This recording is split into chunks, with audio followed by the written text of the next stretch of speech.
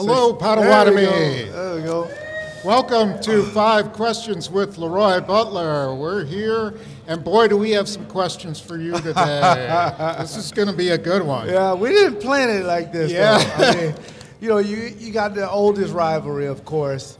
It was a lot riding on this particular game.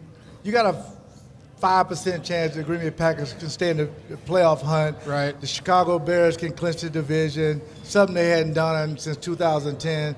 So you would think that, it can be a very competitive game, but at the same time, if you're a Packer fan, you was hoping this was one you can win. Yeah. Now, you were pretty active during the game from what I could tell. Now, I was doing my live blog, but Janet is texting me that, boy, Leroy's on Twitter saying some stuff today. And you were pretty emotional. What was going on? And at that point, you're just a fan. You're not necessarily working. And you're emotional like most guys. But my tweet wasn't singling out Aaron Rodgers. It was just the pain of losing to Mitchell Trubisky. Yeah. That caught everybody by shock. Because you would think that if you got Aaron Rodgers against Trubisky, you can outplay him, and everything else, you can make that work to win a game. But, as Aaron also said, he took accountability for some of the throws, and we'll talk about that later. But, I just didn't want people to think that Packer Nation is splitting up and, all the headlines and LeRoy Butler rips Aaron Rodgers. I mean, that's the good thing about it. I'm not sensitive, and neither is Aaron. I mean, the bottom line comes into you lost a game that, although Chicago has better players and they have their starting coach and they have a great defense and they have Khalil Mack, you still could have beat them. Right. Because it was 14-14, and you still felt like you had the momentum of the game. This is the story of the season. I mean, you go back to every single game, and they had a chance to win. They had a chance to beat the Rams. Yeah. They could have beat. They were in the New England game until the late and fourth quarter. Yep. They had a chance to beat the Vikings. They had a chance to beat Seattle, and they had a chance to win this game. And it's the same thing over and over again. And it makes you think this was positive. You've gotten guys hurt all year, and you've been competitive in these games. So you're thinking the difference would be Aaron Rodgers. Yeah. And that's where the emotion comes in. Because, and I'm sure you know this, if you ever say anything bad about the team or Aaron Rodgers. That's never happened. Yeah, I know, right? People, they may say some stuff in your mentions, but hey, at the end of the day, in this game, you got to be thick-skinned. But you also have to be a realist and say, how good are we when you got, the Lancasters, the Pleasants, and these guys out there, and Chicago have their original guys. Yeah. You're just missing so many. You're missing the whole starting front of defensive line. Kenny Clark and Mike Daniels, that's 2 potential Pro Bowlers right there. Right. What do you really expect when, Trubisky rolls out and, breaks down the front on third down and throws a pass? I mean, how good you really expect him to be? Okay, so people probably don't want to rehash this game all that much, so I came up with this idea, and I'm going to play Brian Gutekunst, the GM, and you're going to be interviewing for the head coaching job. Okay, and I want to hear what good. your plan is for this team. So my first question is, what is your plan for Aaron Rodgers to bring him back to his previous standards? Well, my plan with Aaron Rodgers would be to put in a system, a true West Coast style system with 2 backs. So I'm going to get another fullback. I'm going to go back to that. And I would like for you to give me a pass-catching tight end to go along with Jimmy Graham, whether or not you're going to keep him or not. I would like to just find out and get somebody compatible to 17. Devontae Adams is a true #1 receiver. So getting him the ball isn't the problem. I have to have somebody compatible with him. And I'm not sure if you believe in your 3 rookies or not, but I'm willing to work with those guys to make sure they can use their speed, their agility, and their size. So if this is a West Coast offense, we know in West Coast offense there's progressions. That's the whole idea of it. You go 1, if 1 isn't there, then you go to 2. 2 isn't there, you go to 3. Yes. How do you get Aaron Rodgers back into that style of football? Well, Aaron Rodgers, as you all know, he just was he broke a record for, not throwing interceptions over 400 attempts. So the talent is there, but I got to get him to thinking we're going to do from short to deep instead of deep to short. We're going to find out and keep the chains moving. That'll be our motto, keep the chains moving. So if it's 3rd and 2, we may run the ball more, we may do more play action. And I got to find out, because I really need you to find me a replacement for Randall Cobb, or I would like to have him back. Okay. Because I need somebody in the slot. And not to mention, if Aaron Jones can come back, I like to keep him and Jamal as a 2-headed monster at running back. Okay. Well, my next question was going to be what kind of offense would you run, but you've answered that. Yeah. So now, what kind of defense would you run? Oh, that's a very good question. I would interview Pettit and find out, does he want to continue with these guys and give him a fair shot at it? If not, I would still bring in an attacking style defense, but a smart defense. And sometimes to throw quarterbacks off, it'll always be a disguised defense. And let the quarterback figure out where we're coming from, not to just give it away. Hopefully I can get some of the guys like Mike Daniels back and Kenny Clark back. And I like to Alexander. Yeah, right. And I like to utilize those guys in their talent. I like to sit down with them and find out what they're good at.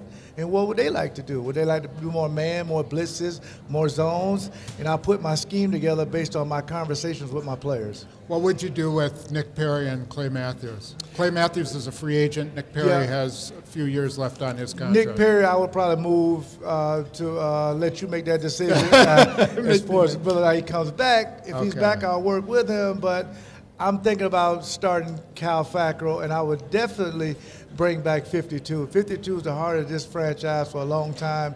And you can work out a conversation with him about money, as you would do with Cobb, but I will definitely like 52 back. Would you play him outside, or would you think about moving him inside? I will first get his opinion, but if we don't replace Jake Ryan in the middle, I will play Clay inside and outside, but I will utilize him like Chicago is doing Khalil Mack. Sometimes he drops, sometimes he blitzes, sometimes he lines up a defensive end. I will make sure that he's prepared every week, and I'll let him be just a pass rusher to save his body as well. Okay. What would you do at safety? Would you play Tramon Williams there? Would you consider Josh Jackson a safety? The only safety I would really consider is Josh Jones. Everybody else, it's going to be some moving parts. We may have to sign somebody, maybe go in the draft and pick up a safety, because safety position is just paramount for you to get to the next level. You've got to make sure you have safety that can hit, run, and cover, and right now they're lacking that. Okay, and that's a controversial answer because we're going to show Josh Jones was not Well, everybody make a mistake or two. He's not had the opportunity that I'm going to give him, because he's going to be a starter from day one. Okay, so you said your priority in the offseason, you want a tight end, a pass-catching tight end. Yes. And you want another veteran receiver? Yes. Okay. What would you do with the young receivers? Can you count on them, or do you think you need to move on? I mean, do you think there's talent there? I'm going to build off of that, because St. Brown I thought came on great, and I thought MVS had a great start but leveled off. I want to continue that. These guys have something not a lot of guys have in the NFL: size, speed, and hands. They'll just get more opportunities. But the opportunities will be built off of our running game, our play action, because if you got that kind of speed, I'll give you more opportunities deep. Ultimately, I like to put these guys in motion to get the right matchup. Okay, so it's the first round of the draft. We have pick number 12. Yeah. And there is a really good tight end there. But there's also a good offensive lineman. Yeah. And there's also a pretty good pass rushing linebacker. Who do I take? I'm going to take the best available right tackle. I got the best left tackle in the world right now, David Bakhtiari. No one's better than him. I have to start building my line. If I'm going to give Aaron Rodgers $130 million, I got to protect him. So my investment will go in the first round would be right. Or in the past, the Green Bay Packers played offensive linemen that could play all positions. I'm going to advocate to you to give me a traditional right tackle that can only play tackle. Okay. And so now it's when I can move around. I need him to play tackle. Okay, you're really close to being hired. Yeah. But there's one question that's really important that will decide. What's your media policy? So how long is the locker room open for interviews? Yeah. How much practice do I get to watch? Well, you can't come in there. do I get to call plays every once in a while? You know what I would do? I would sit down and talk to my staff and make them available when they want to be available. But at the same time, I would have my quarterback talk one time a week for 5 minutes, and that's it. Because he has to learn my new offense. He hasn't got time to be talking to you guys. We'll call you if later if we're interested. I can do that. That was fun. That was fun. Okay. Because that's some of the questions that people come up with. Because everybody's going to try to see can they fix the Green Bay Packers. They got to find out what's broken first. Yeah. Fix that, and then find out what's not broken and build off of that.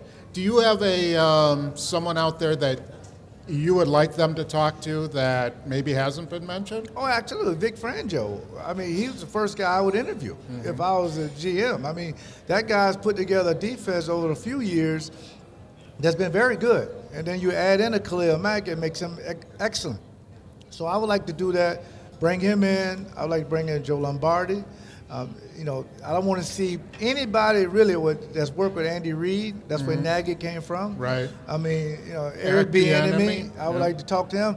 I want to talk to a wide range of guys and find out their philosophy first, and then sit down with some of my smart people like Brian Gutekunst and figure out what direction he wants to go. I got to have an input from him as well. As someone who played college football at a very big program that ran very modern offense, even back then, could a college guy make it in the NFL? I don't know if a college guy will make it with this particular offense, because I don't know if Aaron Rodgers, what can a college coach his age tell him? He needs somebody to refine his tool, not to start all over. Right. I don't necessarily want him to start all over the offense at 35 years old. I'm going to get an offense that he already knows, that he can just let his talents come out and flourish.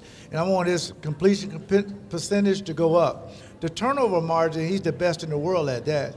And we'll throw more 50-50 balls, but we'll create more opportunities. And sometimes college coaches, to me, they run too much of a spread offense and don't run the ball as much. I want to go back to a two-back running system so I can use play action. Okay, good. Yeah. And are you going to be as emotional this week, or are you going to keep it in check I'm the same every week. That's why I like me. It's an AFC game. It's not a division I do game. not want to be the first team to go 0-8 on the road. Oh, yeah. It's two teams 0-7, okay? San Francisco and the Packers. I do not want to do that. So, yes, I will advocate for Aaron Rodgers to play. That would be the first Packers team ever to go 0-8 on the road. Yeah, and I don't want that to happen, especially after 100 years.